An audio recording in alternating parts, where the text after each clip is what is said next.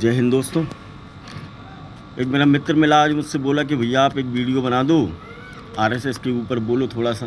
मैंने कहा हाँ यार, हम लोग जब छोटे थे तो जाते थे शाखाओं में, जब पढ़ते थे 7th 8th में 9th में 10th में, तो चलो राष्ट्रीय स्वयंसेवक संघ की ही बात करते हैं आज अपन।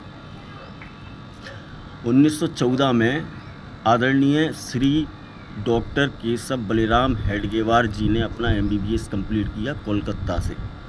उसके बाद वो लौटे वापस नागपुर अपने, और शायद वो उस समय कांग्रेस में हुआ करते थे, लेकिन कोई वैचारिक मतभेद होने के कारण महात्मा गांधी से पार्टी से उन्होंने वो पार्टी छोड़ दी थी और 27 सितंबर 1925 को RSS की स्थापना की, जिसका उद्देश्य केवल हिंदू समाज को संगठित करना था। शुरुआत में उनके साथ उनके कुछ विश्वास पात्र लोग जो उनके निकट थे, उनके कुछ लोग 5 लोग और शामिल थे। जब पहली मीटिंग उसमें हुई थी तो उनको मिला के टोटल 6 लोग थे। एक काबिल डॉक्टर होने के बाद भी अपनी प्रैक्टिस ना करते हुए पैसे कमाने के बारे में भी नहीं सोचा उन्होंने। अपना पूरा जीवन देश की, समाज की सेवा में समर्पित कर दिया उन्होंने। आज पूरी दुनिया में सबसे ज़्यादा शाखाएं किसी की हैं तो वो RSS की हैं। 1940 में अपने जीवन काल में ही उनने आदरणीय श्री MS गोलवलकर गुरुजी को अपना उत्तराधिकारी घोषित किया था, जो कि BSc यूनिवर्सिटी में प्रोफेसर हुआ करते थे। वो दूसरे सरसंघ चालक थे वो, जिनका कार्यकाल कुछ 33 वर्षों का रहा।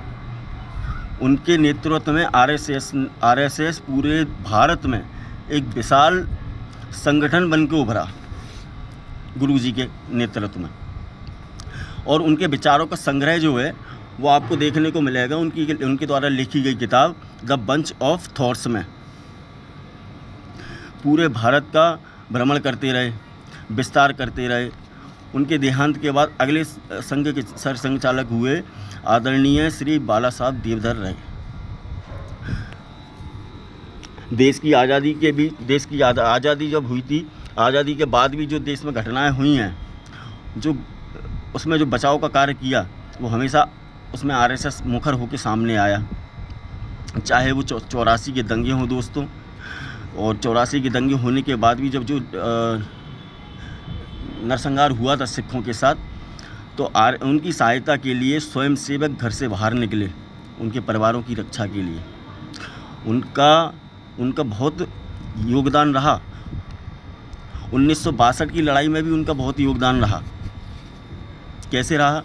ऐसे रहा कि जो सैनिक जो हमारे युद्ध लड़ रहे थे, तो उस समय खून की आवश्यकता थी उनको, तो बहुत बड़ी संख्या में स्वयंसेवकों ने खून दिया सैनिकों को। और जहाँ की जो वामपंथी विचारधारा की यानी कम्युनिस्ट हुआ करते थे उस समय, तो वो मना कर रहे थे कि नहीं खून मत देना। ऐसे लोग भी हमारे देश में उस वक्त थे और आज भी हैं, जो हमारी सेना को या फिर किसी भी बल को क्रिटिसाइज़ करते ही रहते हैं। कई लोगों के सेना में रहते हैं, उन्होंने प्राण बचाए रक्त का दान करके। 26 जनवरी 1962 की जब लड़ाई हुई थी, तो 26 जनवरी 1963 में पहली बार उन्होंने परेड में शामिल हुए। परेड की उनने सेना की बहुत मदद की उनने। देश में प्रशासन और युद्ध के दौरान स्वयंसेवक ने इकट्ठे होते रहे, हर किसी की हेल्प की उनने। ये है हमारी RSS दोस्तों। आज भी स्वयंसेवक अपना पूरा जीवन समाज, देश, राष्ट्र के नाम समर्पित कर देते हैं, इसलिए इनको जीवनदानी भी कहा जाता है। और RSS हमारे हिंदुओं के लिए तो है ही, हिंदुस्तान के लिए, भारत के लिए।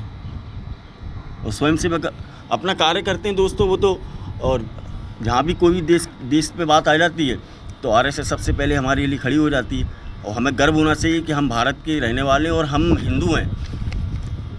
और ऐसी शाखा में हैं जो हमारे लिए बहुत कुछ सोच के चलती है। भारत माता की जय। वंदे मातरम। जय हिंद दोस्तों।